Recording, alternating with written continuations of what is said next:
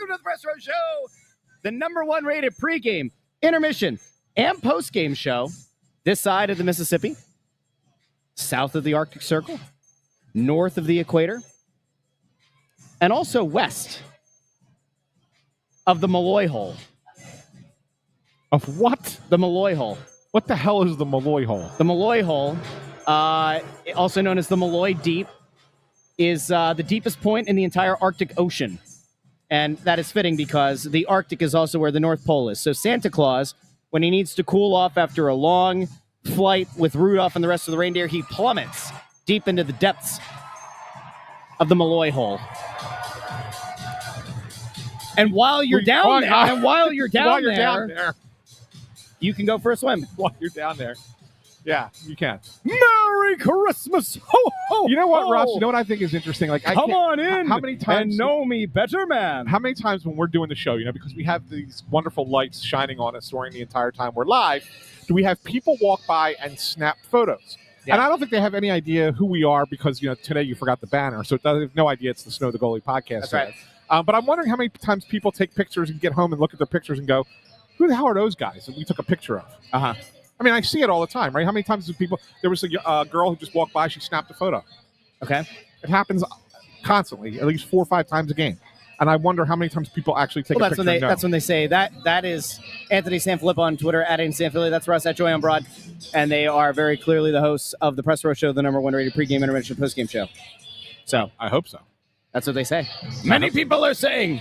Welcome in. It is... it's the first game in a long time at the Xfinity Mobile Arena. Yeah. And it is the last game for a long time at the Xfinity Mobile Arena because after tonight, we will not return to the barn until January 6th. It's going to be insurrection. Cutter Gauthier is going to storm the doors of the Xfinity Mobile Arena. And they're going to send him away. It's going to be a largely non-violent. Before we get there, though, we have a hoing good time down here at the Xfinity Mobile Arena. We ever. As the Philadelphia Flyers take on the Vancouver Canucks, who are without Quinn Hughes via trade.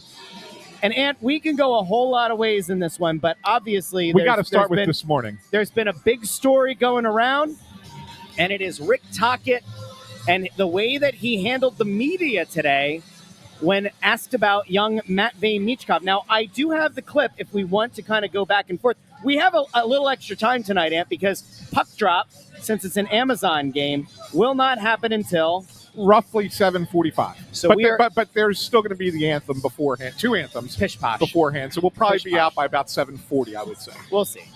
So what we can do is we can actually throw to that audio a little bit if you want. And I think that it's probably a good idea to kind of give some people context if they might have missed it. Because, let's be real. I don't know how many people go out of their way in a given day to listen to the morning press availability of the coach. Would you agree with that? Yeah, but I mean, once it got out there, what was said, it was wildfire, man. It spread unbelievably quick, and all the people who want to kill the coach, they were all out in force. It's like they have a bat signal for themselves, that they all contact each other, and that's it. And they all got to get onto their social media apps and they go hunting nematodes. Do the same story all over and all over again. But I will say this before you put it up. Yeah. I partly agree with them today. Wow. All right, we're going to get to that in a second. How you like that? We are going to try to parse through the media availability because there are 3 or 4 questions over there that got asked this morning. And it's really, really important, I think, that we give the context to the people because that is what it's all about. Here on the Press Row Show, the #1 rated pregame, intermission, postgame. Whoa! A $20 super chat. Hey now, whoa! From Robski6636. All right, fine. We'll stop what we're doing for a second because we are shills for money. That's right. So by all means, I'll ask the $1 million question. When is the While You're Down There merch going to come to the Snow the Goalie website? By the way, Ant, great article on that. Happy Festivus. Thank you, my friend. Thank you. Rob. We said the Malloy's Hole. While you're down there, go for a swim.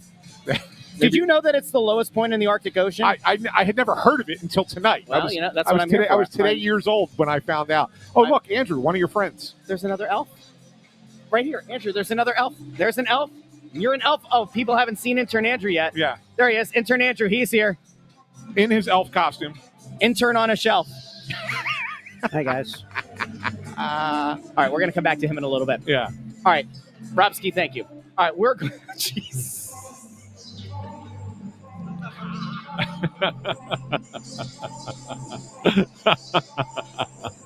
I know what you're laughing at. Oh, man. That's Okay. good. That's good. Hold on. I have to unfortunately take the comments off for a second until we get a couple more up there. Yeah, that's all right.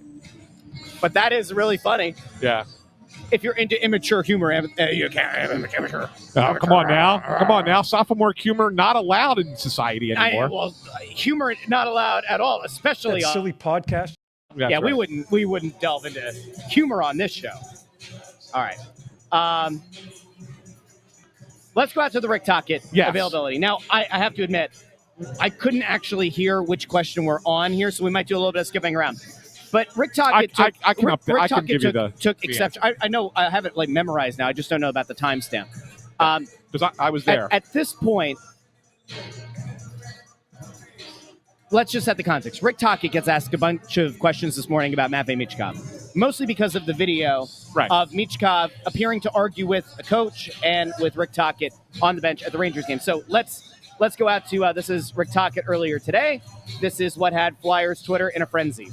Frustrated on when to switch and when he shouldn't switch. I know it's a lot of media. It happens all the time. This is not Mitch. It's just a story because it's Mitch. It wasn't even an argument. It was about when he should switch and not with Barkey.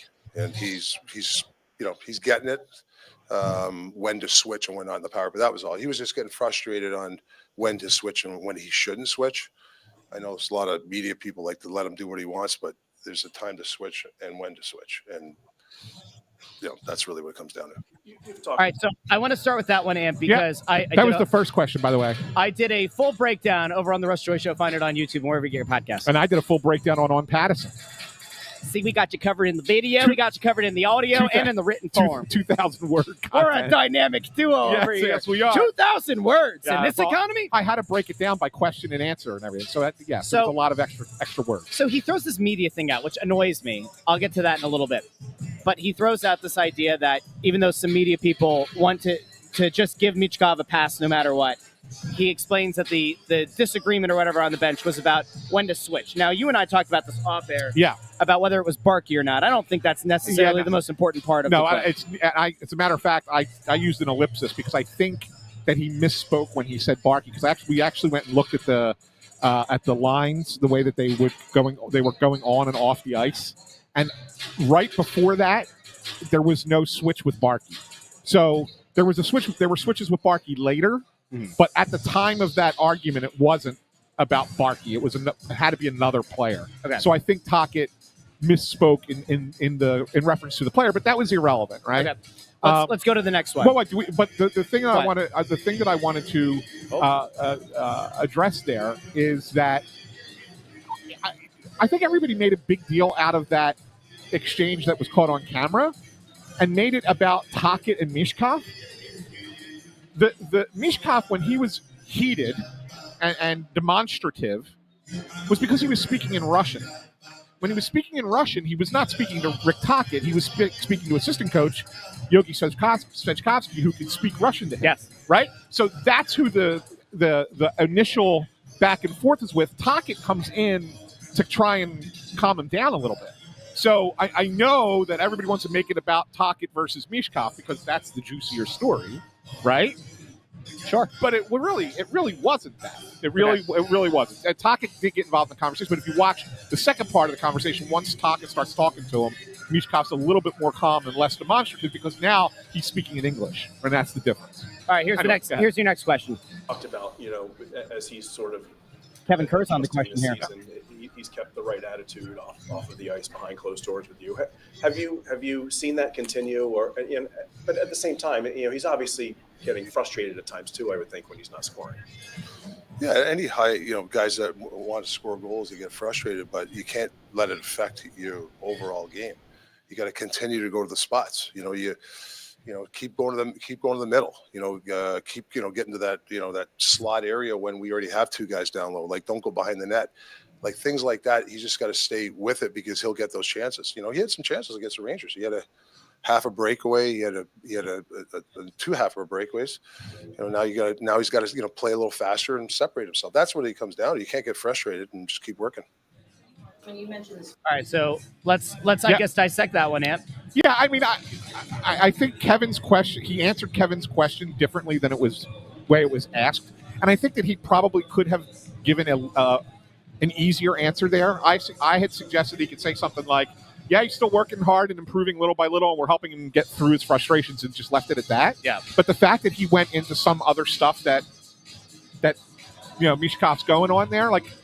Yeah, he's in a way honest to a fault. Yeah, we shouldn't complain about that, right? I mean, in all honesty, because we usually get sick of coach speak and correct. Player speak. Yeah. Right. So in that regard, you're getting more, right? Honesty, and he's honest about other players as well. Like nobody's talking about the fact that there was a conversation about Garnet Hathaway today, where he talked about why he's not in the lineup really, and was honest about that too.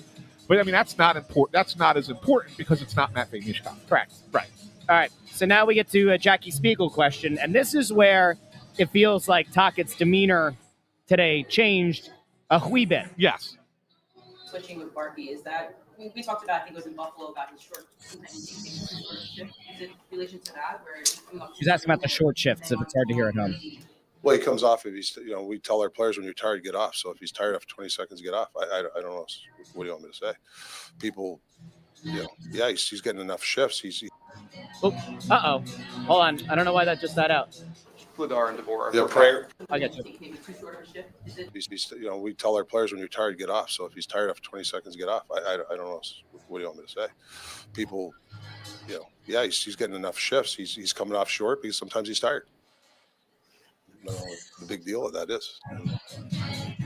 All right, so that was the next question. So I think that's actually where you start to delve into the brutal honesty there maybe isn't the right way to go, because now you're going to get yourself into a spot where there is important context there that like maybe he's getting winded at 20 seconds.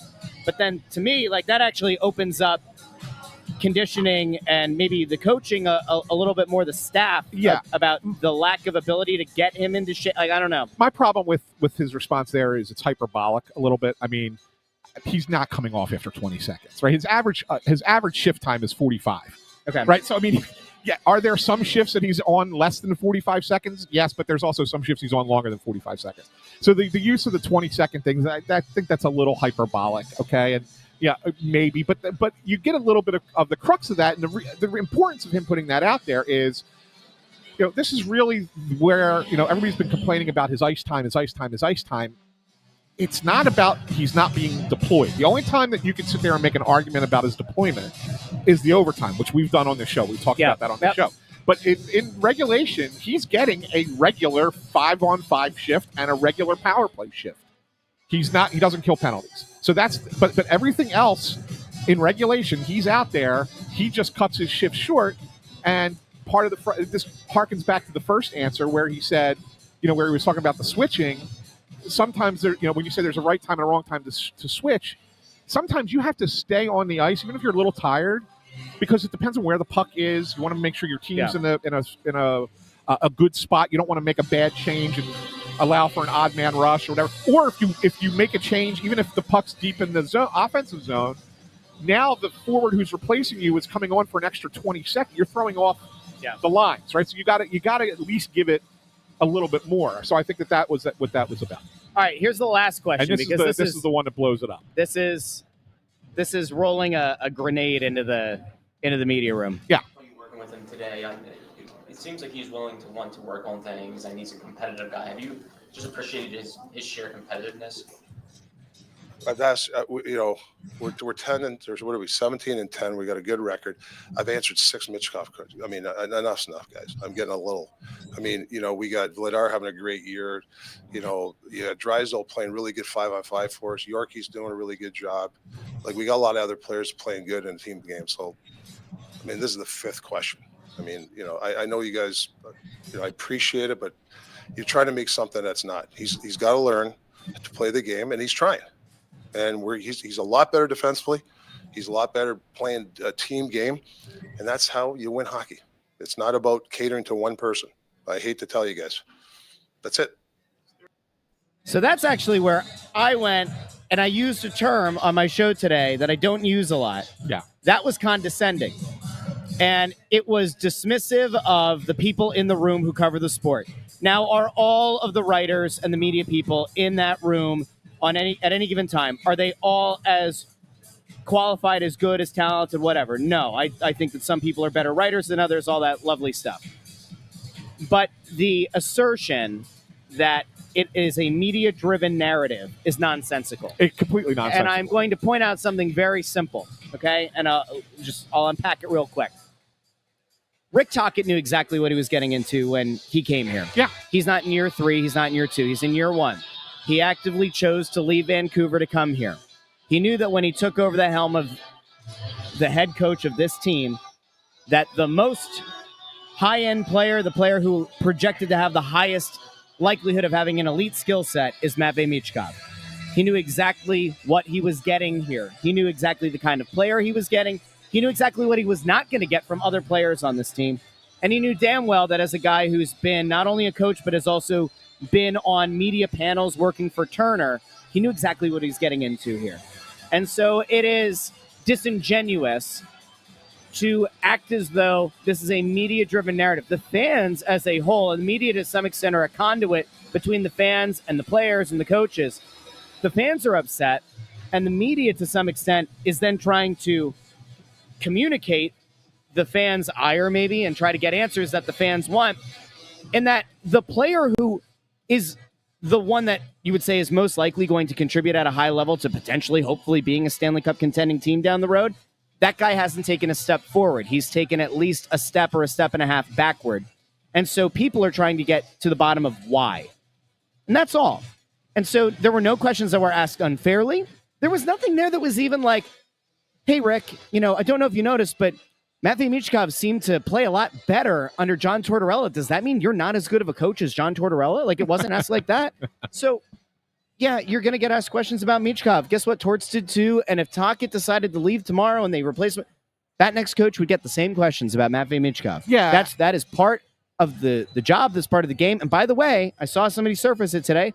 These are similar questions that he got last year about Elias Pettersson, why Pettersson's production dropped off.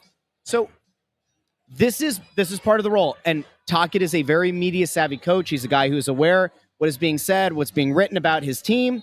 So I get that there's going to be a frustration there. Maybe there's more that he wants to say that he knows he can't.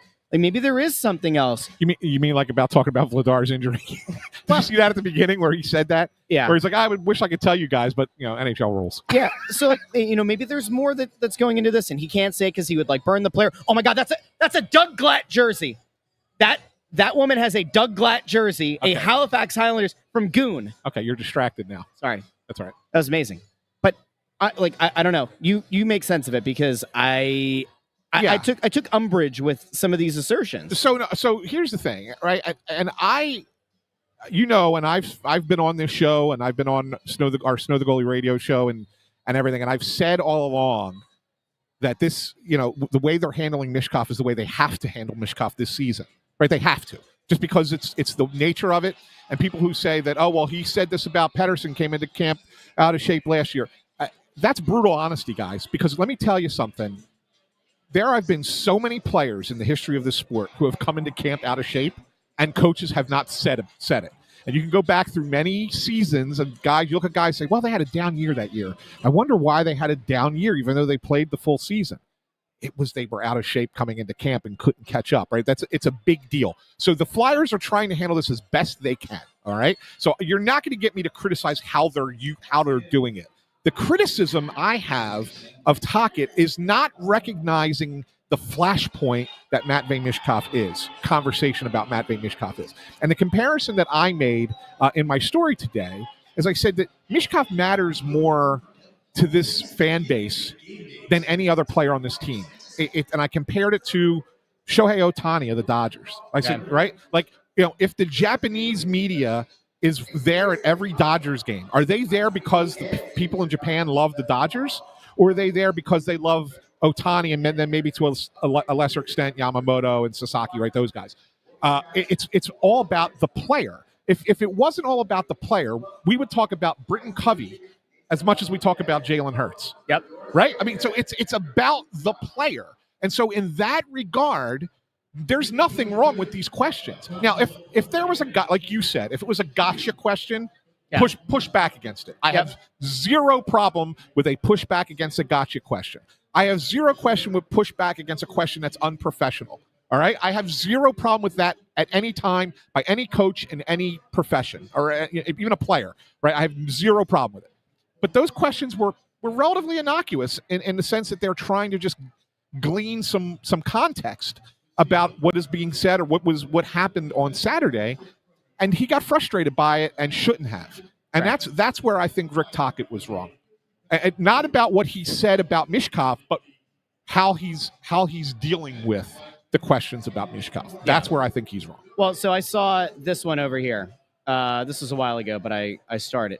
So Jeff Rose asks, what the hell's wrong with the media in the city? Michkov. When Tippett and TK aren't doing their jobs, no one asks about them. Can I just point out really quick? It's because nobody gives a Owen Tippett or about how, if Owen Tippett, like, no one cares. You know why? Because when all the chips are down and when this team eventually is hopefully ready to contend for a cup, Owen Tippett ain't going to be one of like the 5 or 6 most important players on this team. That's why. Now, I do think I will say, though, I do think that the media, to some extent, has gone a little bit soft on the Konechny criticism this year. Some have. Not everyone, but some have. And I think that there's, I don't know exactly why. I will tell you, Travis Konechny drives the coaching staff crazy. He drove the previous coaching staff crazy. He drove the coaching staff before that crazy. But because he's productive and plays and does a lot of things that don't count on the score sheet but are done well in a hockey game, they kind of give you a little bit more rope to make mistakes, right? Because all the other things are done well. This is the equity. This is what AV used to call, money in the bank, right? Like that's what it is. So you those guys get that where a 21-year-old player doesn't, and you're going to find that in every sport. In every sport, you're going to find that. It doesn't matter. It's not just the Flyers. It's every team in the NHL. It's in the NBA. It's in the NFL. It's in Major League Baseball. I'm sure it's in soccer. I don't follow soccer. You probably would know better than I do. Follow soccer, yeah. Yeah, but I'm sure it's the same way in there. Where young players screws up.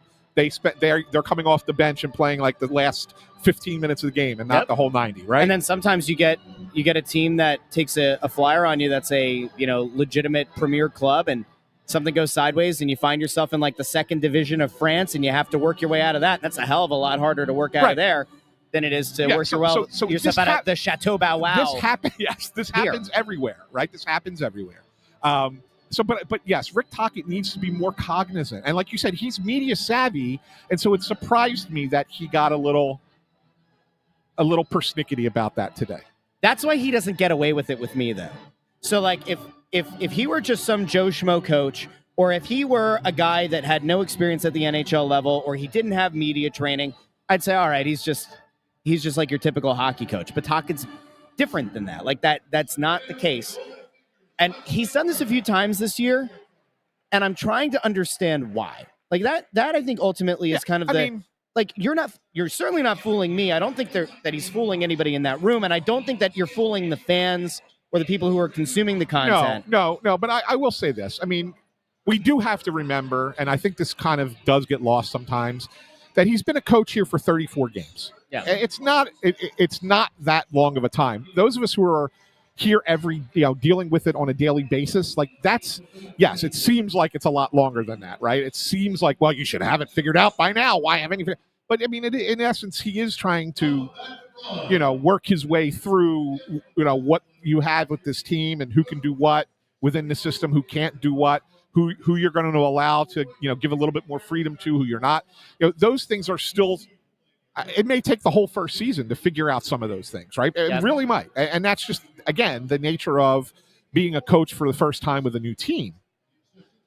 That said, I still question whether he answered those things the right way today. Like I don't think he did. I felt like, again, I don't think I'm not trying to make a big deal out of it, because I think that it wasn't as bad as everybody wants to make it out to be, because I want to say this, there's about 18 people on Twitter who all yell and scream the same thing every day.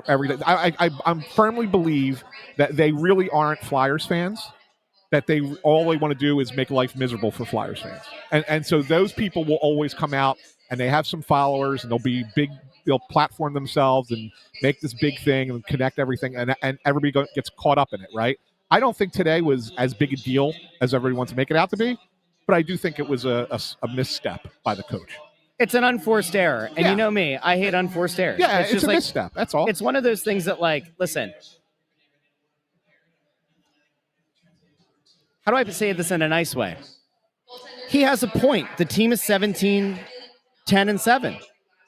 That's also 500. Yeah. I don't care about your points percentage. That means you're a 500 team, and yes, but if low expectations, year 3 of rebuild, all that. Guess what? You win the game tonight, they're in second place in the division. I'm just saying. I will just point out, though, that in the midst of that 17 wins, only 10 have come in regulation, which is the second fewest in the division. The only team to have fewer than 10 regulation wins, Columbus. right, is Columbus with 7. So let's also not make it seem like this is a juggernaut team that's been putting teams away in regulation. They have a ton of comeback wins. So you say, hey, you're showing a lot of moxie. You never give up. What does Bundy keep saying? That is not a sustainable formula. You cannot fall behind as often as this team does. I will also point out, Dan Vladar has played so many levels above expectation, and Sam Ersson has stunk largely this season. If either of those guys come back down to earth, if Vladar comes back down to earth, they're 3-3-4 in their last 10 games. Also, let's not get it twisted. Let's not act like they're on some incredible run. No. They've played some tough teams, but you're 3-3-4 in your last 10. I mean, I would it's say not the time to play cute with the media is my point. Yeah, when you look at the 3-3-4, like I went back and looked at these games, and I sit there and say, yeah, you should not have lost to Buffalo. That was a bad loss.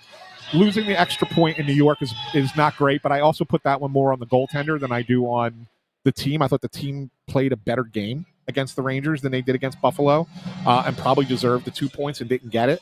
But other than that, like I look at it and say, look, let's just say you win the Buffalo game and you win the Rangers game, right? And instead of 3-3-4, you're 5-2-3. What's everybody saying about the last 10 games? Right? Be pretty good. You're pretty good if you're 5-2-3, right? Yeah. I mean, pretty good. So you're getting points in 8 of 10. So like I look at that and say, yeah, the last 2 games. So we're getting a little bit too caught up in the moment, a little bit in a long regular season. That said, they can't let it extend, right? They can't let this keep going. They got to, like, tonight is a great example of an opportunity to beat it down. I know the Canucks have won 4 straight, right? They're feeling a little bit better about themselves. They kind of a wake up call after the Quinn Hughes trade. I get it, but it's the end of a long road trip for them, right? Yep. They're looking at going off into the holiday break. They get an extra day that the Flyers don't get, right? Because they're done. This is their last game before the holiday break.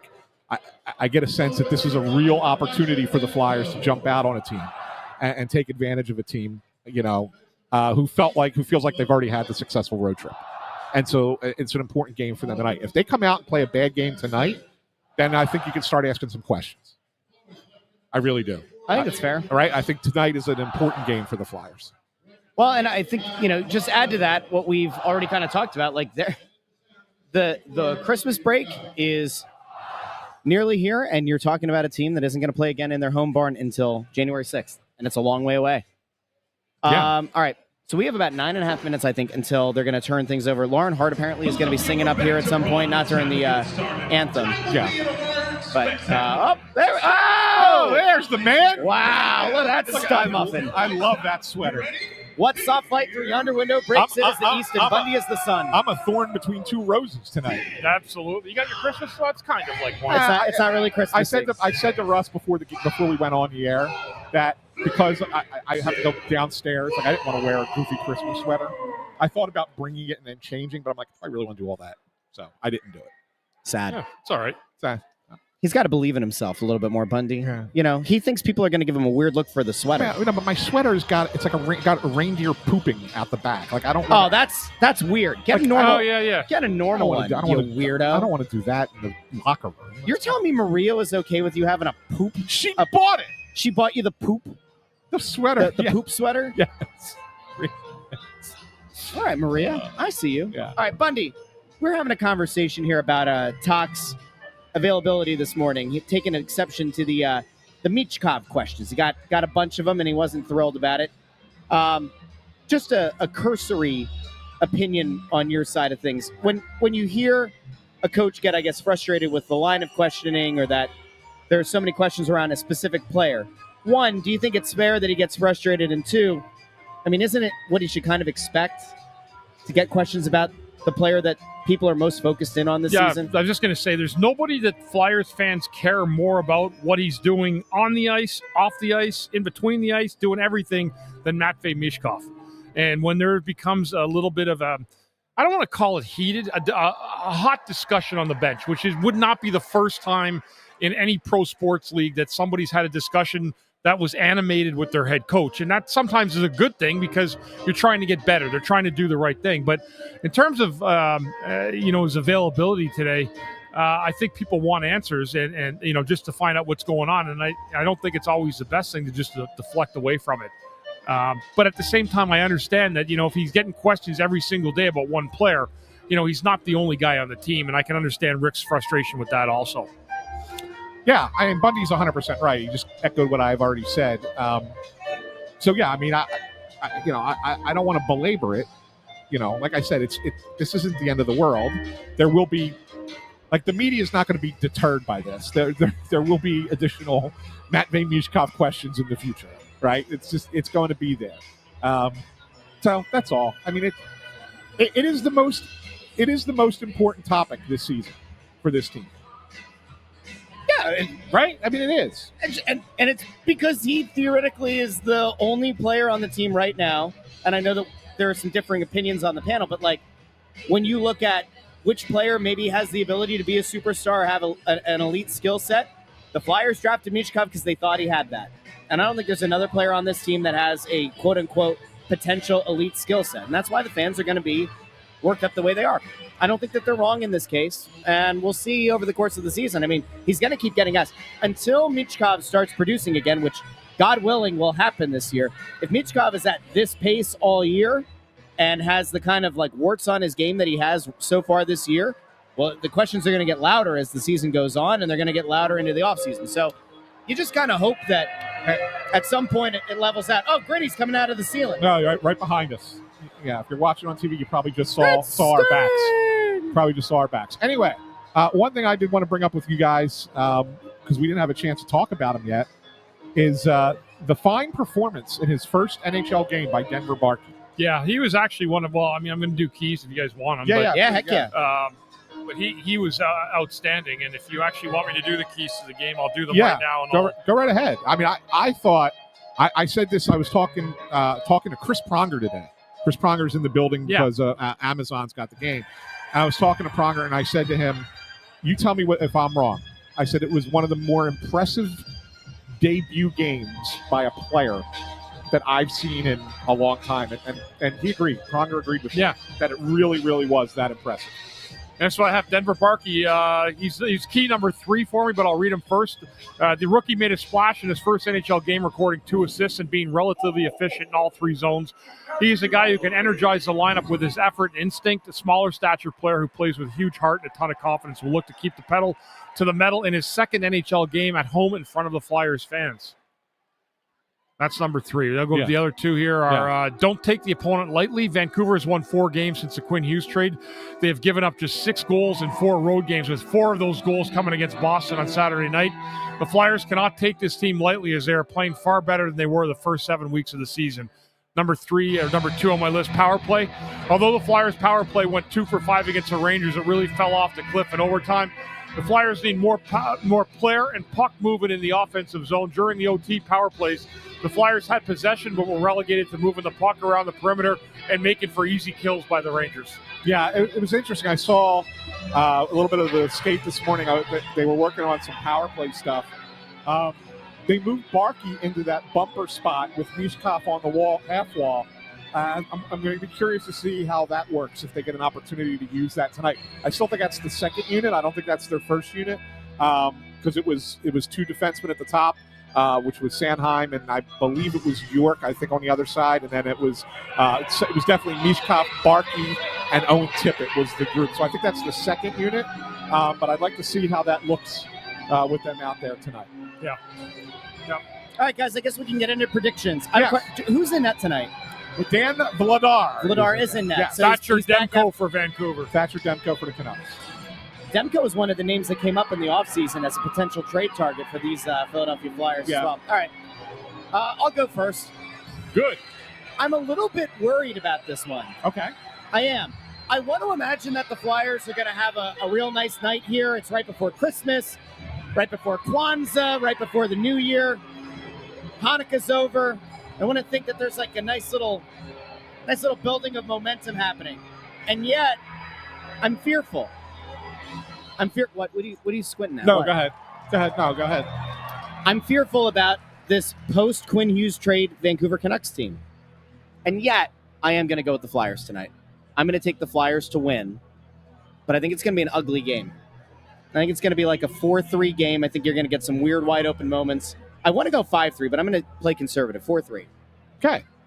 Bundy. Go ahead, Ant. All right.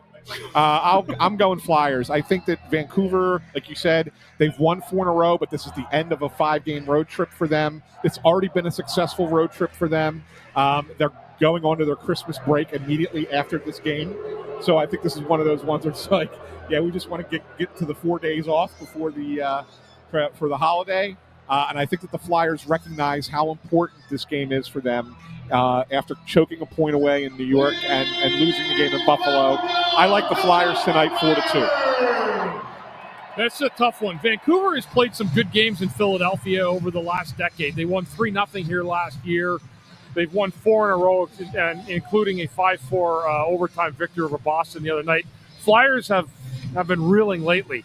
I know the importance of the game for both teams. Vancouver feels like they're getting closer to the playoff picture again, and the Flyers are in the playoffs. They need the 2 points for that. But I'm going to go with the road team here tonight. Wow. I'm going to go with Vancouver 3-2 in a low-scoring, low-event game here tonight.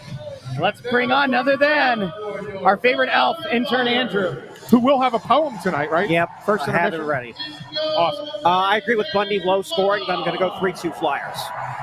But Demko's been fantastic since he came back from injury. Yeah. So 3 of us have the Flyers, only Bundy. Bundy is the only dissenter among us.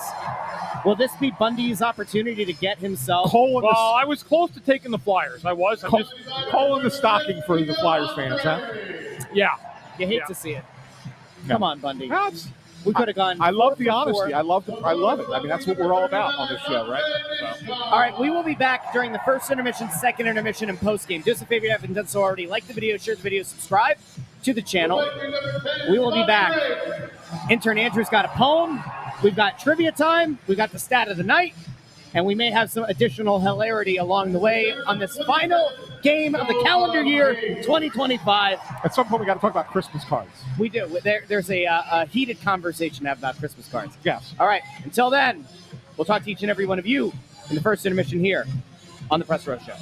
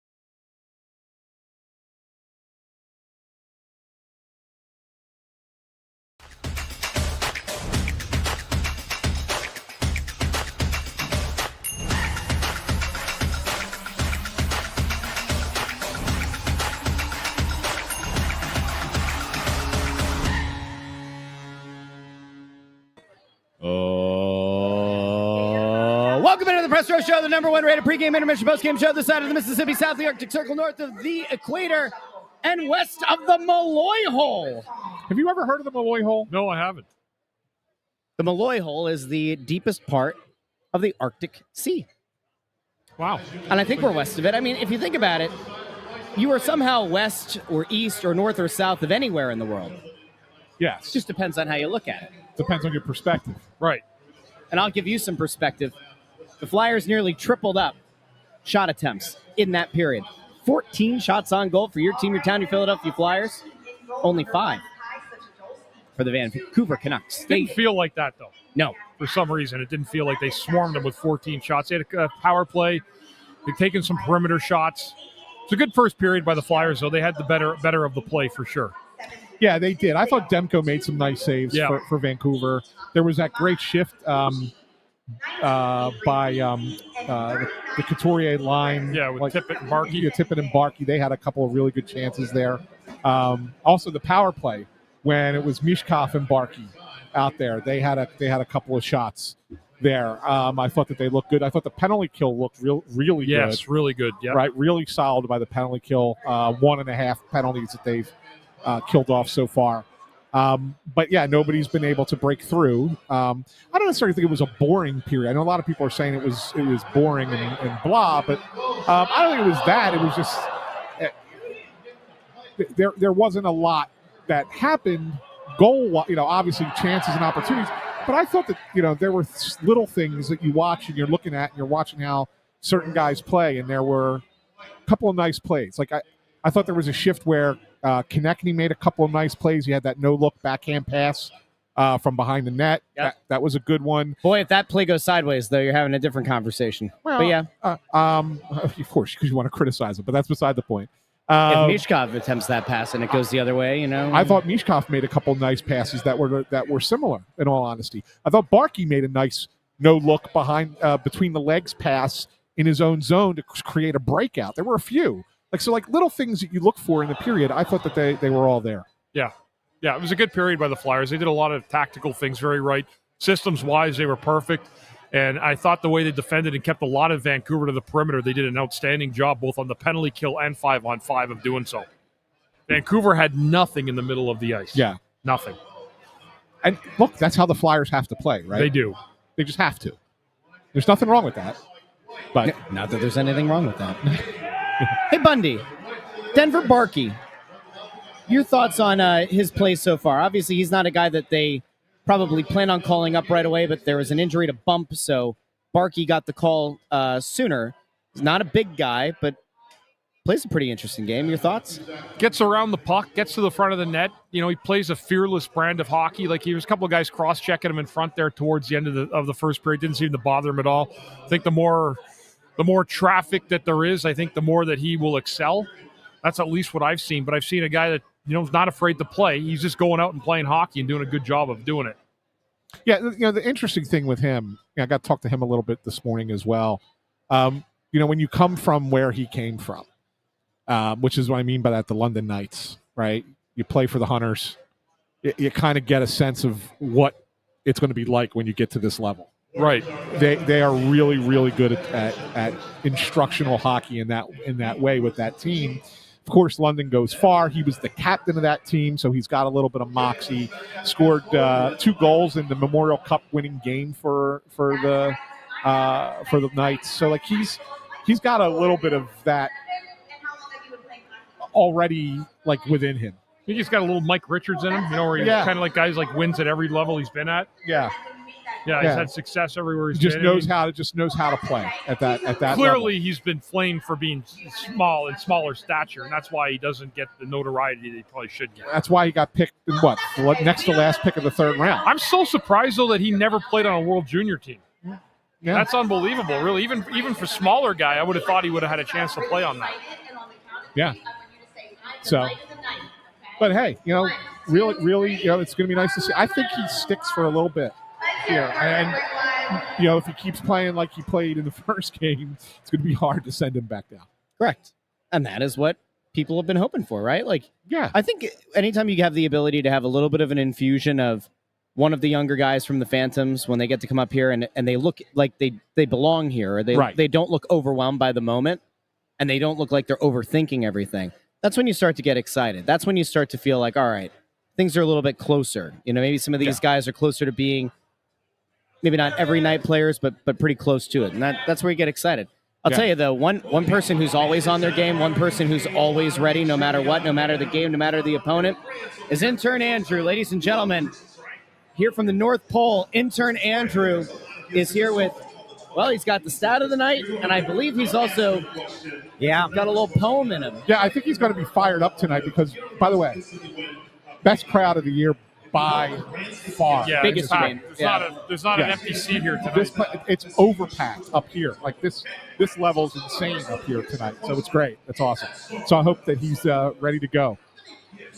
Absolutely. What do you want to do first? Your stat of the night or your poem? Probably the stat, I guess. Yeah, let's do the stat first. All right, so the Flyers coming off of that loss to the Rangers, but as you mentioned, Denver Barkey, 2 points in his NHL debut.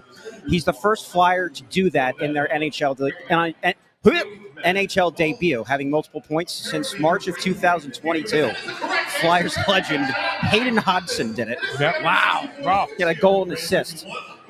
And then for Vancouver, I believe he's the 13th Flyer ever to have 2 points, at least 2 points. Yes, and there's only two that have 3 or more. Yeah. Justin Williams and Al Hill. I think Al Hill. Al Hill had 5. Yes. That's a record, It's NHL record. tied for the NHL record, yeah. Tied, or does he still have the lead? It's tied. Somebody else had 5 as well. I forget who it was, yeah. And then for Vancouver, speaking of rookies, their rookie, Linus Karlsson, he's coming off of a 3-point night, that game the other day on Saturday against Boston. If he's somehow able to replicate that, he'll become the 3rd rookie in Canucks history to have 3 or more points in consecutive games. Wow. Other two, Peter Schaefer and the other name just went out of my head. It's okay. That's okay. It was 1978. The guy that he played for the Maple Leafs. Couldn't tell you. Okay. Sorry, he's ready to do the poem. Sorry. Andrew. Still looking. Builder Lego. There it is. Who? Builder Lego. No. Builder's Lego. Yes. Yeah. I appreciate he the fact made that that name intern up. wasn't ready to give up on that. He was going to make sure that we got the name and the full stat. I usually have it memorized so that I don't have to be looking at my phone while I'm saying it, but the name just escaped me. That's all right. Memorizing lines, being able to sing, it runs in the family. Deirdre. Yes, it does. Yes, it does. That's true, yeah. Yes, it does. He's good at it. All right. Well, you know what? It's become a tradition now. This is the 3rd year. Like he's taking a swig of it. Yeah, no, well, just because I'll set it up in this way. Because you remember, if you go back 2 years when he did this the first time, we were not expecting it. No, we didn't know him very well. We were not expecting the brilliance of his poem, his poetry. For the Snow the Goalie poetry that first year was sensational. Incredible. And then he did another nice job last year. Although I think he would admit that in year 2, he had like a Michkov kind of situation. I did, yeah. High expectations. Which is why I'm announcing my retirement after this. You're not retiring. Yes, I am. We don't even know how the 3rd one went. I said the other day, I'll go balls to the wall writing this one, and then I'm going out on top like Peyton Manning. Peyton didn't exactly have a great last year, though. No, but he won the Super Bowl. But I mean, the defense had to carry him across the finish line, but okay, they all count. Yes. All right. Yes. Well, I guess we'll leave you to your own devices. We'll get off the screen and we'll. You want to do this layout? No, because that'll cut our face. Well, it'll cut Bundy's face off, Oh, and okay. that wouldn't be very nice. All right. I don't care. No, we could do. Hold on. We could do not that one. About that one. You want to put me on Ant's computer again? Like the beginning of the year? No, we're not doing that. Hold on. Let's see. Can we do this one? Nope. How about this one? Nope. How about Just put it back to here? him. I could do this. Hold on. Ready? Yeah. Nope. Never mind. Too much work. All right. Nope. Not doing it. Hold on. I have to discard changes. All right. Here we go. Nope. There you go. Anthony, come on. You guys ready? We're ready for. Should we make him full screen? Yes. This is his moment. Yes. All right. Hello, everybody. Hello. Okay. 'Twas 3 nights before Christmas as the Flyers take on Vancouver. Coming up with a rhyme for that will require quite the linguistic maneuver. 1 for 1. The Flyers desperately need 2 points on this December night, and our 102nd Press Row show together. How's that for a Saturday night? Oh, very nice. Hopefully this is a better result than last Sunday against the Canes. Myself, Ant, and Bundy were here. Russ was home watching Roman Reigns. He wasn't on the show. I couldn't think of a rhyme for Cena. After this, I'm officially announcing I'm Christmas Poem retired. A huge weight lifted off of my shoulders, like when James Franklin got fired. The first year of a new regime, and we know Tocchet will never betray us. It's actually pleasant being in this building when the coach doesn't actually hate us. It's true. Yeah, it's true. And by the way, some of you in the comments, I think, just need to chill. Just because Ant thinks Tocchet's doing a good job doesn't make him a shill. Nice. Of course, Ant is not a shill. I'd call him out if he was. It's purely coincidental. He agrees with everything Briere does. Nice. Now, Santa has been very busy, so just in case he missed, I've comprised a couple wishes on my Flyers Christmas list. Uchenko and Martone have good World Juniors to erase some of the doubt, and for this Flyers power play unit to finally figure it out. An 80-point season for Trevor Zegras and Travis Konechny to match. And how about we keep Nick Delorier a permanent healthy scratch? Oh. For Oliver Bonk to be a stud and become the next Zdeno Chara, and for Bundy to finally realize Jeter was not better than Garcia Parra. Oh, no. For Tippett to score a bit more consistently, for Michkov to actually train, for Tyson Forster a brand new arm, and for Tony Louis a brain. That was mean, Tony. I'm sorry. Oh, it's so good. I couldn't help it, though. It's so good. So good. With this upcoming new year, there's one thing I surely dread. How cold it's going to feel outside when Bundy shaves my head.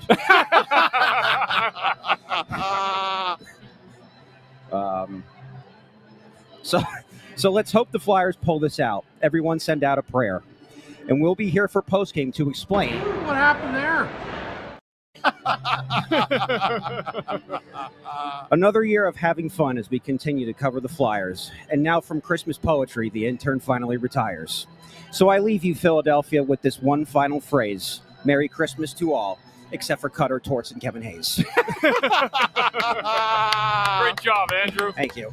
6 taps. Well done, buddy. Well done. Well done.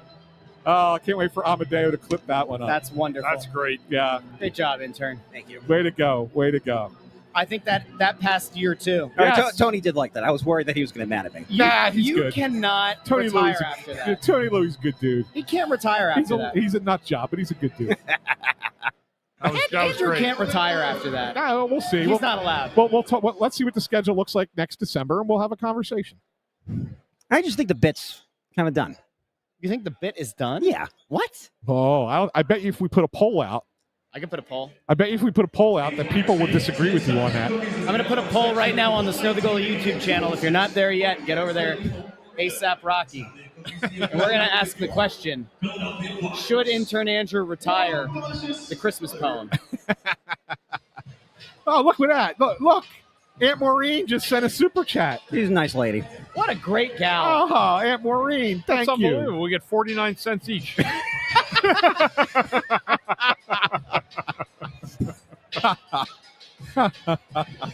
Oh, All right, here, I'm putting the poll up right now. yes. People have to vote. I think intern Andrew it's like a little bit of a cry for help in a sense, a cry for validation. He gets it. We love the poem. I Yeah. love your outfit too. Yeah, I bought that hat for you. I'll never forget that. You bought the costume, too. I did. Yeah, remember? I gave you the receipt. Yeah, you gave me right to pay for that. Yeah, you're right. I did. Well, pay you for said that. you were going to. I did, and I paid for it. Yeah, I did. I That's never true. even got the money back for it. Man either of from your Snow word. the Goalie. Man of your word. I wore an ugly Christmas sweater with you tonight, so just so you weren't left hanging. Thank you. That's good. All right, so far we're very early in this, Andrew, but 92% say no. 93% say no, you should not retire. I put that poll up. It hit 30 votes almost instantaneously. That's how much people want you to know it's a terrible idea to retire it. We'll leave that up. Yeah, we'll leave that Leave up it up for a for bit. a bit. Yeah. All right, good job, intern. Well Thank done. you. Great job, Andrew. Yes.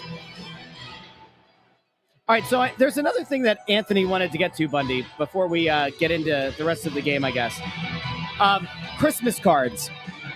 Ant, do you want to take it away? Look, another super chat from From his mom. From his mom.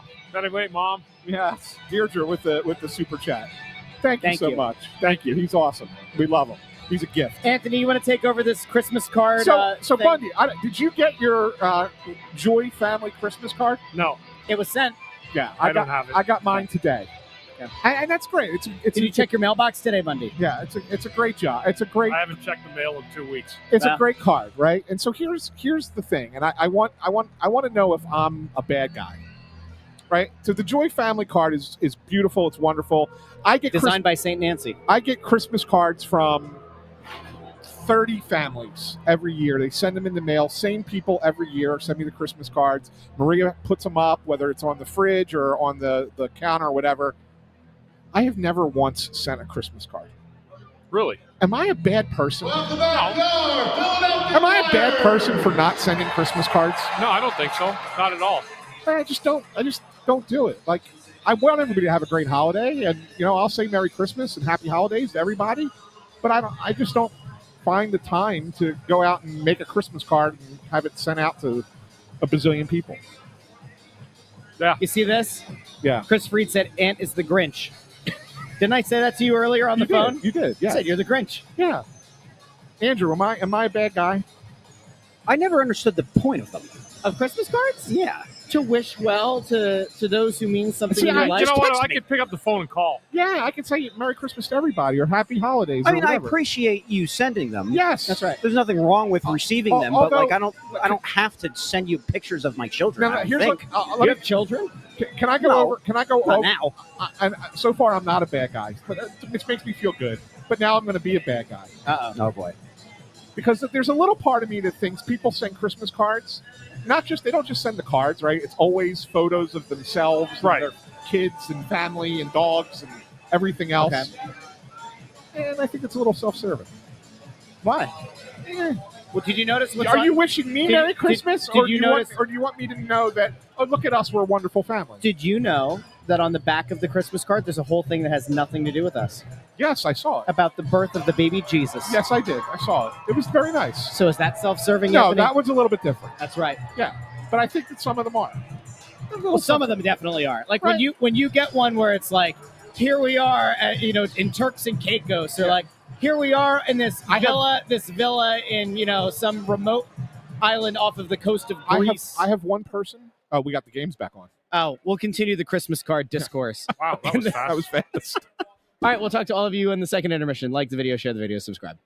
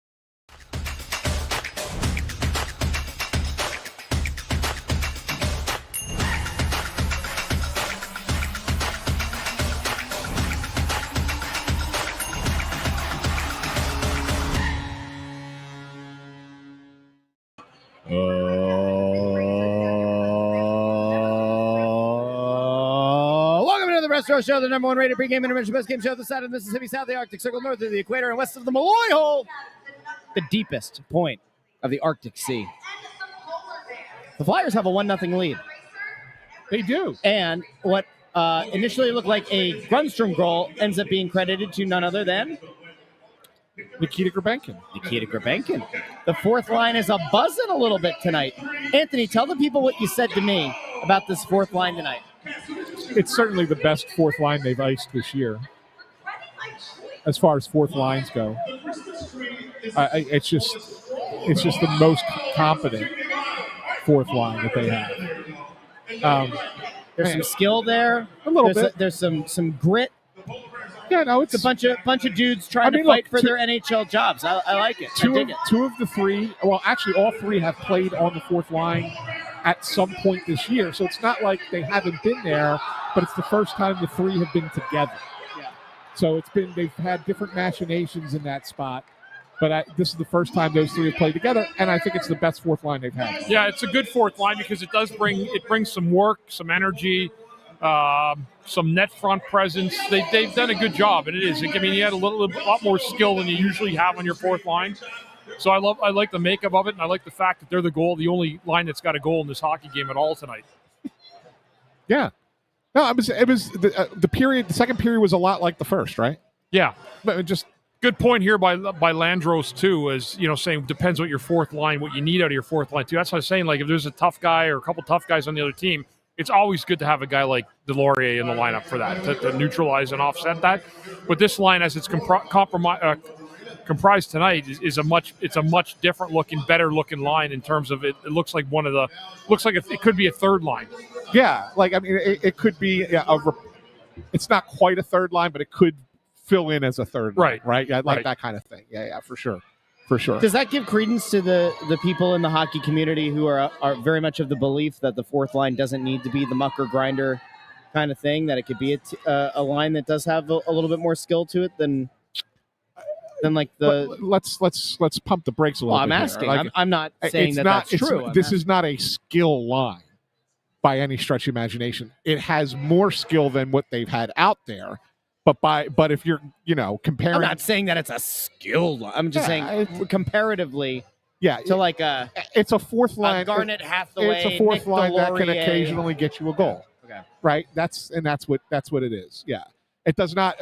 The credence that you're looking for is just call up three guys from the minors who are prospects and play them on the fourth line. That's not how you put a fourth line together. Okay. But what you got out there tonight is better than what they've had so far. Yes. We're getting close to a concert, I think, up here. Yeah. There's like a small crew over here. They are up here not because Lauren Hart's up here with a guitar. They're here for intern Andrew. They think he's going to be doing karaoke. They're taking away our snow the viewership viewers though, like where they can stand and watch us. Yeah, I know. That's right. We should file an appeal. Lauren's got a guitar with her. It looks like something I would have brought out on Halloween with me. It's like a small little guitar. It doesn't look like your traditional guitar. Yeah, it is. I think it's is that a ukulele? Is that an electric guitar that's meant to look like wood because it's very skinny? No, it's one of those acoustics that you plug in. Oh, is it? Yeah. It's like one of those guitars makes you it smack someone over the head with in WWE. It's an acoustic Russ. guitar, but it's got an outlet at the bottom so that you can play it through speakers. So it can use an amp. Yeah. Anyway, she's singing now. I was just on the jumbotron. Yes, you are. Yeah, the back of me. Yeah. Yeah. Intern, go. That's 3 seconds of your 15 minutes. Okay, intern. If somebody committed to a $50 super chat and we sent the $50 to you right now, would you go stand behind her? No. How much would somebody have to commit to a super chat for you to go stand behind her? To act like you're mad at us? $8,000. Throw down your head. Act like you're mad. Throw down your headset and just go storm on off that direction. Or act like you're trying to go to your bag to go pick up a water bottle, and you're just like meandering, like because Bundy the Elf would meander, wouldn't he? Yeah, he would meander. So there's my backpack on the jumbotron. Yeah. They should. You know what? Let's do this. Let's see if they do. See if they zoom in This on woman us. This woman just took a picture of us. That's what you should do. She has no idea who we are. No, that's okay. Guaranteed, she has no idea. That's who we okay. are. Because Anthony didn't bring the banner tonight. Push her out of the way and it's in, sing. whose car is it in, the banner? It's in mine. Who was the one who had the opportunity? I said at Snow the Goalie Radio last Tuesday at Chickies and Pete's in Drexel Hill, I said, Anthony, I don't know, because I was going to miss something. And I was like, Anthony, why don't you take the poster just to be sure? And he goes, I got to go. I have to go do a theater thing. 10 minutes later, I was in a rush. He's back talking to his dad and to his wife. And 10 minutes later, I said, Anthony, take it. And he doesn't. And now, it was in the other car. Yeah, it was. And you forgot it tonight on the busiest night up here, and everybody's looking at us like, who the hell are these people? Well, they should know. Yeah. I ran it a little bit earlier on. I ran into my neighbors. They didn't know that we do this show. They know that I do the Russ Joy show. And then I ran into one of my former students. Yeah. It's a busy night. Who seems to be doing well in life. Good for him. It's a busy night. Hey, we got to get to intern Andrew trivia, and there's no better time than to do it when we have Lauren Hart right over his shoulder. Yeah. Singing. Might as well, I guess, right? Is this playing him in? You know what? We can't bring him on yet because we have to play him on, and she's playing, and we can't have her playing and us playing. Yeah, but she's going to play the rest of the period, so we're going to miss She's out. going to play the rest of the period? Yeah, we got to just do it. Oh, we just got to do it. You know what? I'm taking the rest of the night off. We're getting superseded here. Like, what are we doing? No, just what are we doing? Go to him. All right, fine. Guys, tune up the instruments. Bundy. Yeah, we're ready. Can you tune it up? Yeah. 1, 2, skiddly diddly doo.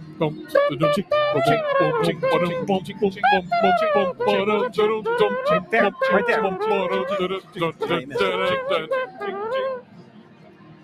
All right. Intern, Yes. Hello. is it trivia time? It is. What time is it? You know, if you bend over, we'll see Lauren right now. No. Try the other way. Or adjust your cap. Wait, there's your there's her hand. There's part of her guitar. There she is. There she is. Yes. All right, intern. It's not about her right now. It's our show, damn it. All right, let's go. Intern. So I would say pretty significant news happened in the NHL yesterday. Sidney Crosby with a goal and an assist against the Canadiens put him ahead of Mario Lemieux for not only 8th on the NHL's all-time points list, but number 1 in Penguins history. So aside from Crosby, She just lost her Santa hat. Sorry, continue. aside from Crosby, there are 8 other players currently active that are a franchise's all-time points leader. Some of them are still playing for that particular franchise. Some of them are not. But can you name those 8? 8 players that were the franchise leader. Currently Still playing in the league. Still playing in the league that are so Stamkos Correct. would be one. Is there? No, never mind. That can't be. How about Brad Marchand? Nope. No, okay.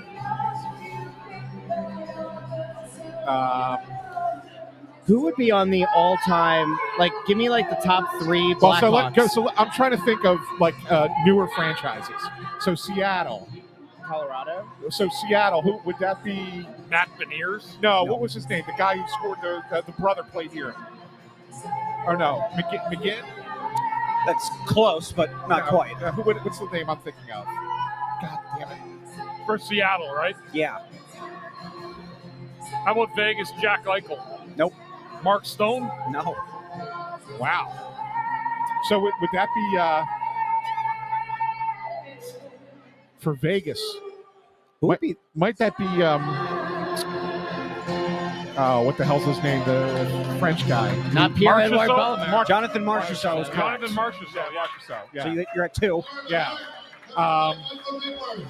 There's one obvious one. You guys are whiffing But on I'm right trying now. to get. Ovechkin. Ovechkin is Thank 3. you. There's 3. Yeah, I contributed. I'm trying to get to the newer teams. Is what I'm trying to come up Are with. any of them like really old teams? Isn't it Brock McGinn? What the hell's Really his name? old? Seattle.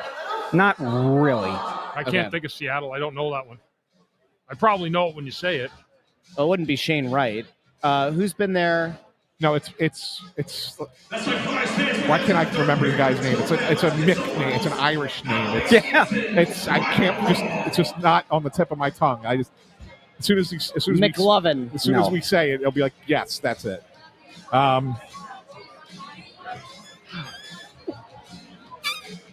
Is Nashville one of them? No. No. Well, Yes, it is. Nashville is one. Cool. All right. is it Forsberg? Nope. It's not Philip Forsberg. Oh, is it the defenseman, Roman Yossi? Roman Yossi is correct. Wow. Good. So I got a Good team. one. Good That's one. 4. Is Colorado one of the teams? No.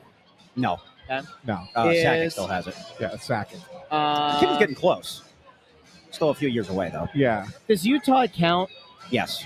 Oh, Utah 'Cause does they are count. they are technically a new franchise. All right, well, the who- Coyotes don't exist anymore. Okay. All right. So that would be all right. So is it Keller? Clayton Keller. All right. Okay. 5, I think, right? Do you need 3 more? Are any of them Eastern Conference Did we teams? say Stamkos? We I did, did, right? I Yeah. said Are Stanford. any more of them Eastern Conference teams? Yes. Jared McCann. There you go. I knew I'd come up with it eventually. Is it in the comments? No, it So wasn't. there's 2. You're missing 2. Are any of the teams in the southern half of the United States? Yes.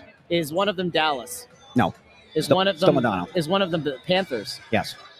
Is Barkov? Alexander it? There, Barkov. okay. See, Yeah. I've been okay at the teams.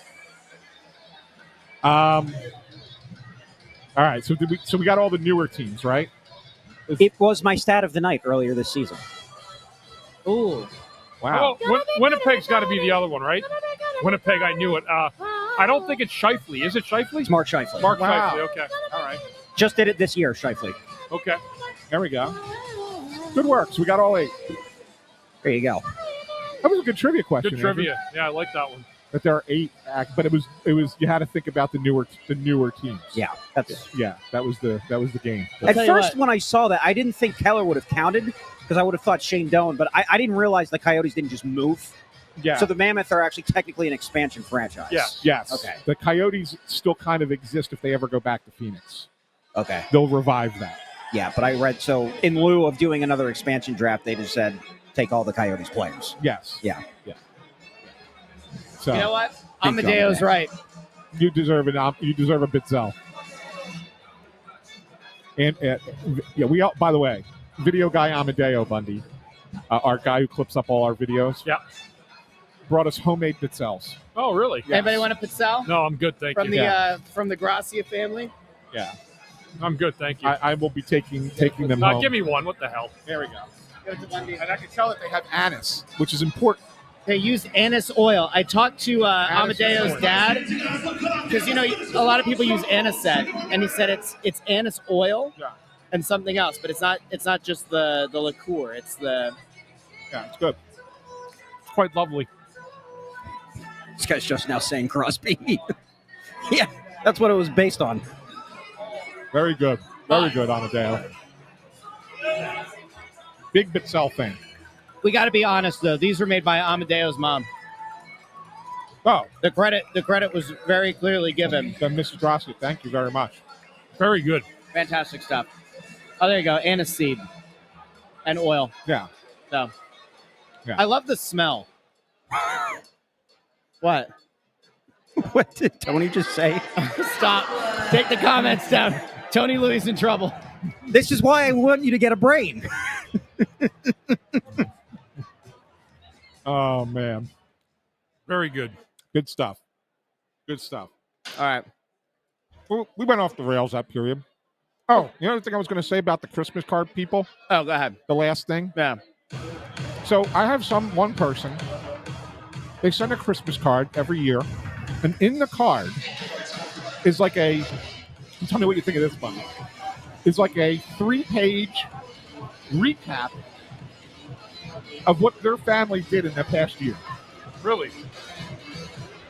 Like, am I supposed to care that much? I wouldn't read that. I mean, it's a lot, right? That's a lot. That's going too far. Yeah. Yeah. Like, right? I mean, I don't know what to say.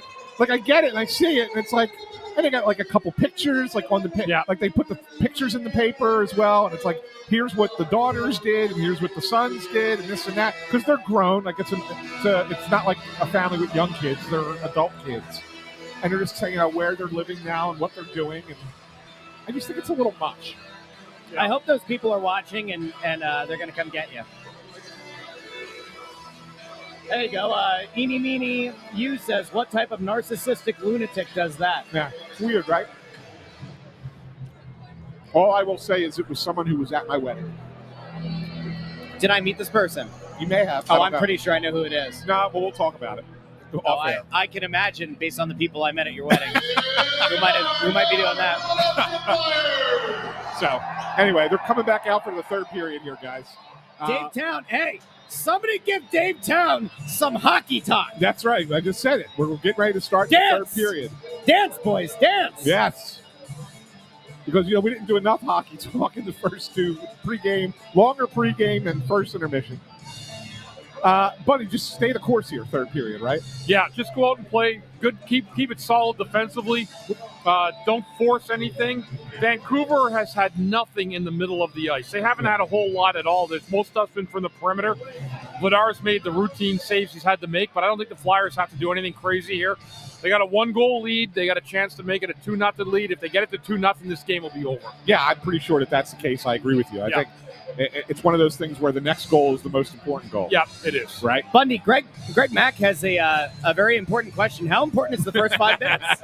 It's important in this game because you want to preserve that lead and then continue playing good hockey while you have that lead. The Flyers have not played well with a lead. So this is an opportunity for them, again, to try to lock down a hockey game in the third period where they have a lead. James Thompson really quick says, sounds empty in there. I got to tell you. I don't know where the sound – I don't know if that's because of us. We have sound dampening on the mics. Yeah. Because we don't want to get the DMCA takedowns on YouTube. If the music in the background is too loud, they flag the video. But it is absolutely packed in here, and the upstairs is an absolute madhouse. Yeah, it's crazy up here. It's like walking through a club up here to try to get to the press box. Dude is wearing a Yanni Niinema jersey. No way. Yanni Niinema. Didn't you have a great story about him? Yeah. He went to watch Metallica the day of a game at a free concert in the parking lot. That's right. And they scratched him. That's right. I forgot about that. Puck dropped. All right, we'll be back post-game here on the Press Row Show.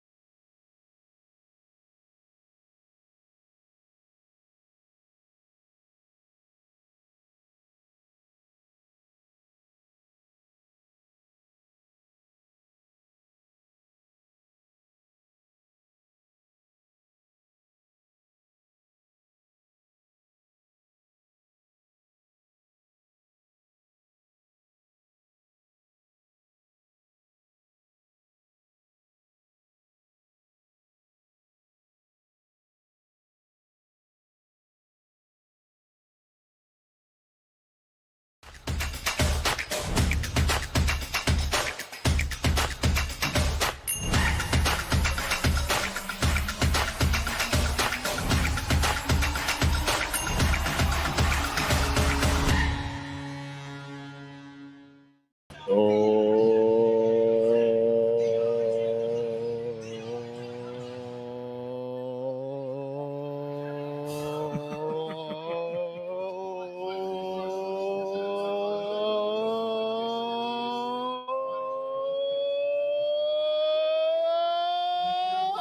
into the Retro Show. That was only 20. The number one rated pregame intermission postgame show this side of the Mississippi, south of the Arctic Circle, north of the equator, and west of the Malloy Hole, the deepest part of the Arctic Sea. And I'll tell you what, guys, I don't know what St. Nick is packing in those big bags. I don't know if, Dancer, Prancer, Vixen, Comet, Cupid, Donner, Blitzen, and Rudolph. I don't know how stacked those bags are, those Santa sacks, but I'll tell you what, the Flyers filled up that net tonight.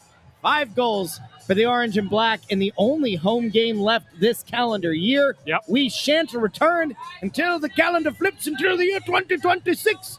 But, Bundy, a lot of positives to take away from this game tonight. There was. I mean, there were 6 goals scored in the third period combined with both teams. You go into that into the third frame, it was 1-0 Flyers heading into the third, and you end up with 7 total goals. So if you took the unders tonight, I'm sorry for your loss. That probably really hurt, especially with that last Vancouver goal. But I thought the Flyers played a really, really good hockey game tonight.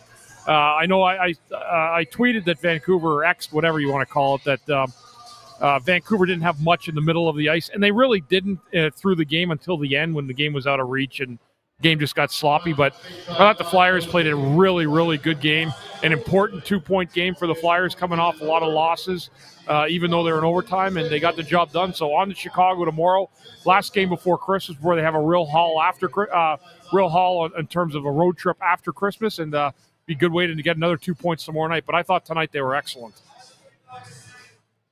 Fourth line tonight. Yeah. Nikita Grabenkin, I would argue, had one of his best games of the season. Carl Grunstrom looks like an actual NHL player. I think it's kind of easy to throw the Hathaways and the Deloriers under the bus on a night like tonight. But I will argue that, when you give guys an opportunity and they have the chance to prove that they belong at this level, they belong on the team, sometimes good things happen. That fourth line was really good tonight. Yeah, look, all 3 of those guys have played on the fourth line at some point this year. It was just the first time that they were all together, and it was certainly the best combination that they've had on that fourth line. I got to look up real quick and see what their ice time was, because I'm betting it was more than the typical 8-9 minutes that you give the fourth line. They earned it tonight, though. Yeah, Grabenkin played 12.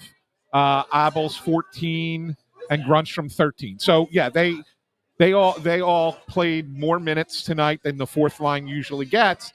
And when you can roll those 4 lines like that, that makes a big difference, right? Because it gives you an opportunity, right, Bundy, to kind of get the better lines, better matchups, right? Especially with all the games they've played, and then the back-to-back with tomorrow night in Chicago, a late start tomorrow night. Yeah.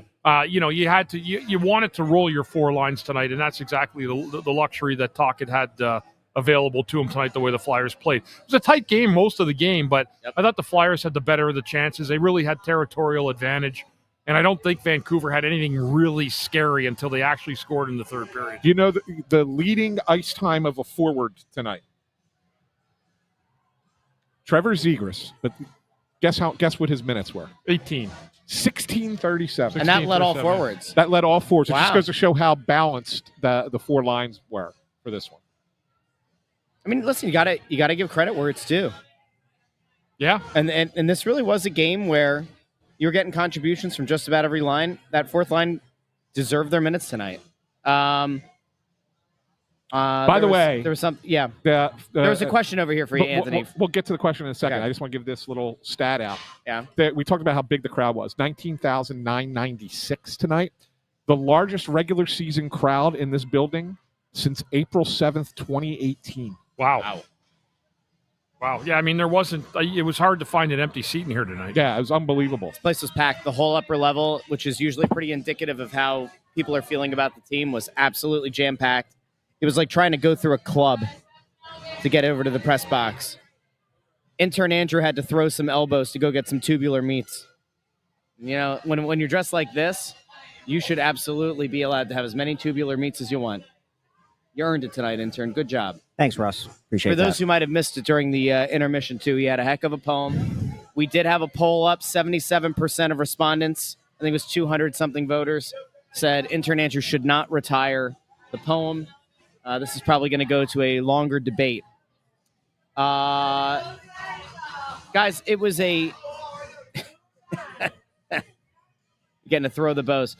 And there was a question earlier about, is there a chance that the Flyers could look to move off of a Hathaway or off of a Delorier if guys like Grundstrom continue to solidify a role on that fourth line?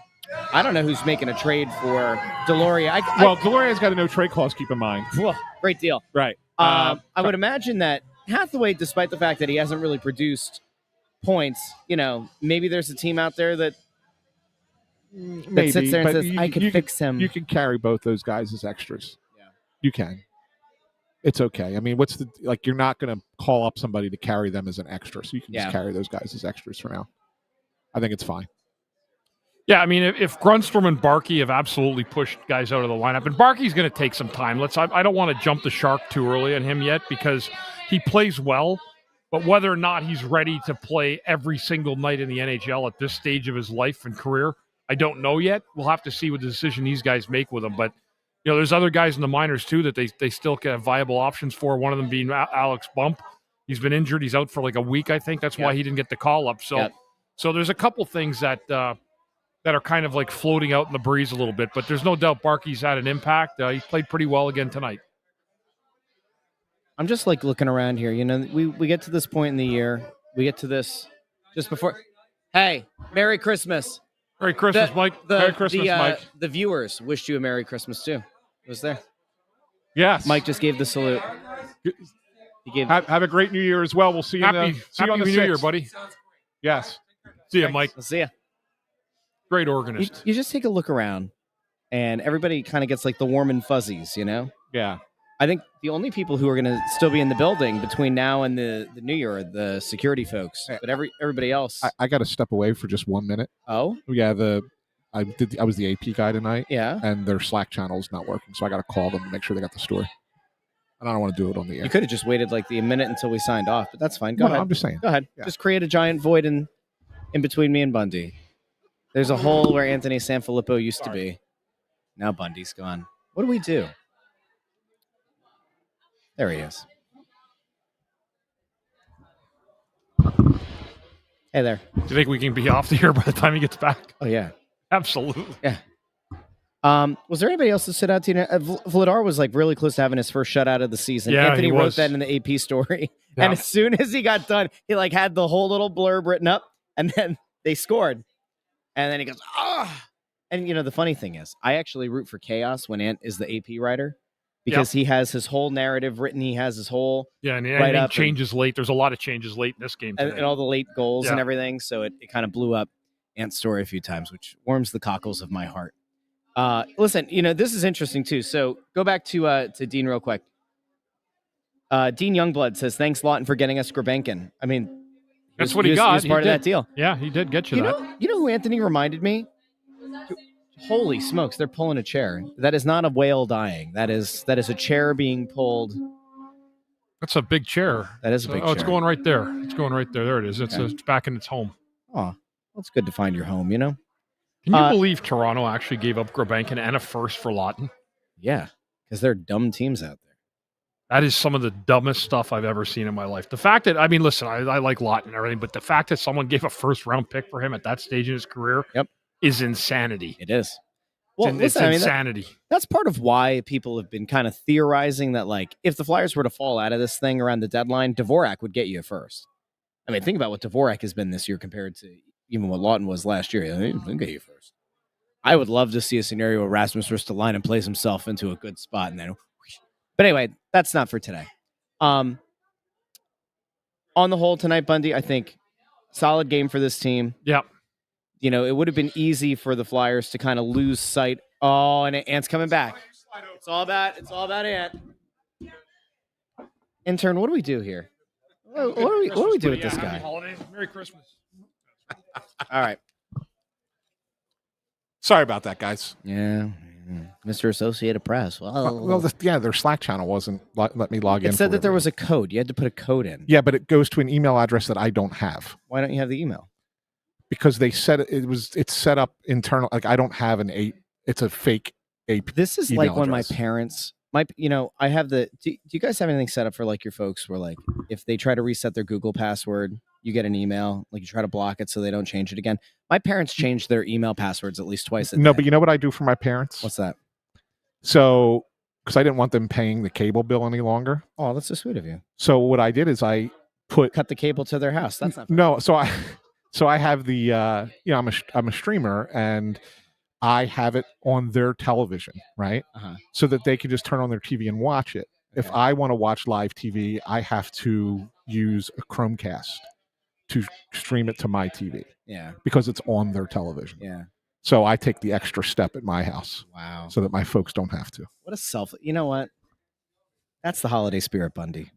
That's the holiday spirit. Right. I mean, that's a good thing. You were saying though, the Toronto trade, that not only did you get a first, but you got Grbankin. That was a heck of a deal. And then how about Grundstrom? I totally forgot where Grundstrom came from. San Jose. Yeah, but it was the Ryan Ellis dumping his contract. Yeah. They got Grundstrom. I mean, think about that. Just amazing how some teams view certain players and then how they value them and then they don't value them. It's unbelievable. I'm going to give props here. I know somebody might call me a shill, but good luck calling me a shill after all these years. I will say the thing that I often come back to when it comes to like really good front offices or really good GMs is finding that value along the margins, right? To this point in Danny Briere's tenure, he has been able to find valuable pieces along the margins in some trades, like Grundstrom. Who would have thought? Yeah. Grbankin, like there were some hopes for, but like you don't really know. He's been a good player for them, and he got draft capital. I mean, good players again. Dvorak, all better the than moves he made this offseason have been a positive. Yep. There's not one that you sit there and go, "Oh, that one didn't work out." They've all been positive. Yep. You know, even adding a guy like stinking Noah Juleson, right? Like to be the seventh defenseman. That's pretty hurtful. Juleson's had an okay well, season. Yeah, but I'm saying that's who's the other? He's their guy seventh defenseman. Dennis Gilbert. Was it Gilbert? Yeah, but then I think they traded him. They did trade him. Yeah. He's the only guy that Briere brought in this offseason that didn't stick around. Correct. Like that's pretty darn high average. Yeah, he's done good. So, listen, if we had told you at the beginning of the season the Flyers would be over 500, getting very close to Christmas break. I was going to say it, and I didn't. Oh, you know what I was going to say. Anthony almost got us in a lot of trouble. Little, you know when they're taking the elevator. You know when? Yeah, but they're going down. You know when that little thing in your brain tells you, maybe not want to think about it. Yeah. Then that's when you just listen to that little thing in your brain. Anthony, who knows stuff about little things. Let's talk about tomorrow. Tomorrow we have what? Yes, our Snow the Goalie Radio. Snow the Goalie Radio at Chickies and Pete's of Bordentown, New Jersey. So if you're up in that Bucks County, Trenton, Burlington County area, by all means, come out and see us at 6:00. We will be there for the Snow the Goalie Radio, and we'll have it streaming right on our YouTube page. We do have to tell you, though, we won't be on the radio. If you're listening to WBCB tomorrow, there's an Eagles show. Because apparently somebody thinks that the Eagles are a team that people want to talk about. Can you believe that in this economy? It's their normal night. We moved on to Tuesday for the week. So we won't be able to take calls tomorrow. So we're going to treat it pretty much like a normal stream show. Yeah. Oh, we could probably use the profanity if we wanted to tomorrow. It's on the radio, right? Not live. They might put it on. Okay. Yeah. So no. We'll talk. Anyway, it'll be a lot of fun. We'll be out there in Bordentown. Bundy's going to get the Bundy. Ant's going to get probably a crab cake sandwich. No. Are you going to go with the fish tacos, man? Were so good. Was it cod? Yeah, it was delicious. Okay. It was delicious. All right. We'll be out there tomorrow. Oh, there we go. Yeah. Good night, guys. All right. That's my buddy. He's got a Jeremy Roenick. He's usually over here with US Rob. Jersey. The guys I went to high school with. Yeah. So. All right. Well, we will be back on Tuesday night at Chickies and Pete's in Bordentown for Snow the Goalie Radio, 6 o'clock. If you're in the Bordentown area, and then we'll enjoy the holiday and have a week off from each other. And then we'll see each other, the day before New Year's Eve? New Year's Eve? On the 30th. That's also another a Tuesday. Yeah. I forget where we're at that week. That one got moved because I think we're getting Is that in Malvern? Phantoms player? And that might be Malvern. Yeah, that might be the one where we're getting a Phantoms player. So we'll have an update on that. Let me actually give people an update because I know that this was a thing that you were complaining about the other day that we don't tell people far enough in advance. Hold on. No, we're gonna be at Parks.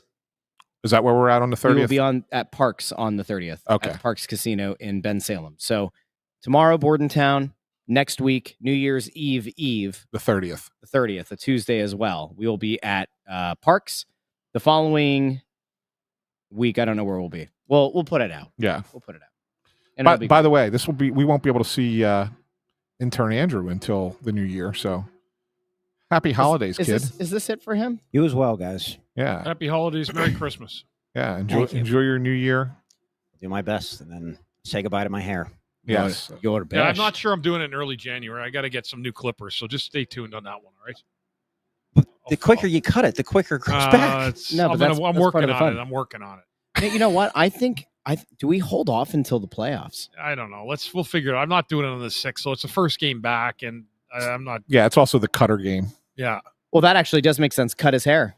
Cut it for Cutter. Cut it for Cutter. That actually doesn't sound very good. You're gonna get canceled. I gotta get a new set of shears. Whatever. Can you imagine? Actually, I can use my dogs on you. It's a nice big wide head on it. I shave his ass with it once a month.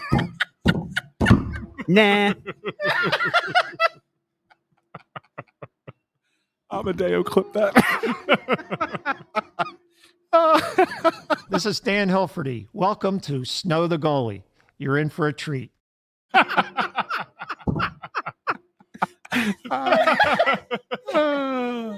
right. He warned you. Listen, I hope that everybody out there, if you're new, if you've been with us all season or whatever, I hope you've had a fun time.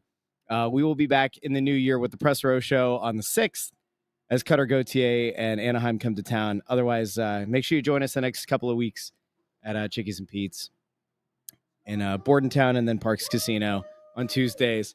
And big thank you to everybody who helps us with the show. Big thank you to security who keep us safe up here because we've almost gotten bum rushed a couple of times. You just never know. You never know. Yeah. So, Ant, Bundy, intern. Merry Christmas. Merry everyone. Christmas, guys. Merry Christmas. Happy New Year. And we'll see each other tomorrow. Yep. All right. Talk to you soon. Like the video, share the video, subscribe. Go subscribe in the podcast feed. Talk to you soon.